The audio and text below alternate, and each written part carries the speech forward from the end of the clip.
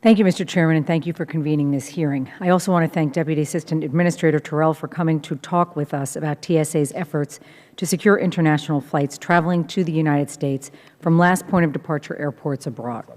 As we all know, on October 31st of this year, Metrojet Flight 9268 crashed over Sinai, Egypt, after departing from Sharm el-Sheikh International Airport en route to Russia. Multiple sources have confirmed that a bomb smuggled on board the aircraft caused the crash, killing 224 people.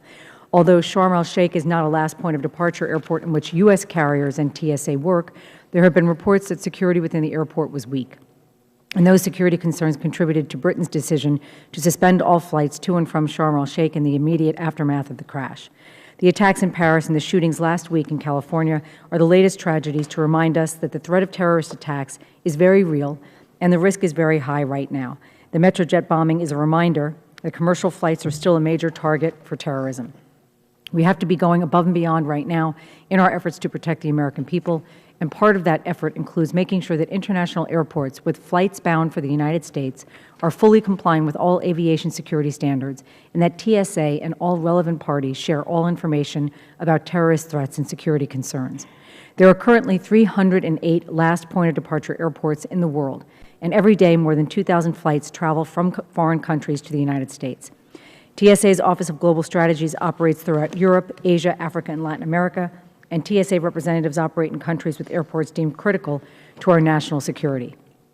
OGS recurrently certifies these airports by conducting security assessments and has deemed them low risk for outbound flights to travel directly to the United States.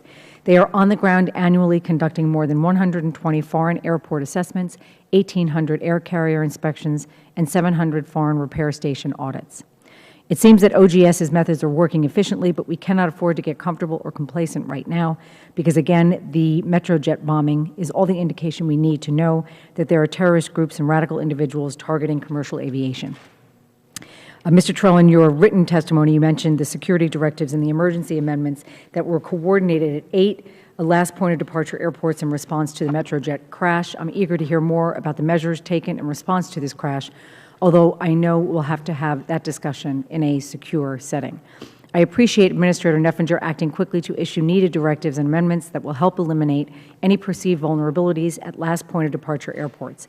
I'm pleased to know that OGS participates in multilateral forums with the International Civil Aviation Organization, the Asia-Pacific Economic Cooperation, and many others. I think this collaboration is a testament to the fact that international aviation security is an ongoing, inclusive effort, and that your office is being proactive with your approach to enhancing security on international flights. Mr. Chairman, thank you again for convening this hearing. I look forward to a productive conversation today, and I yield back the balance of my time. Thank you.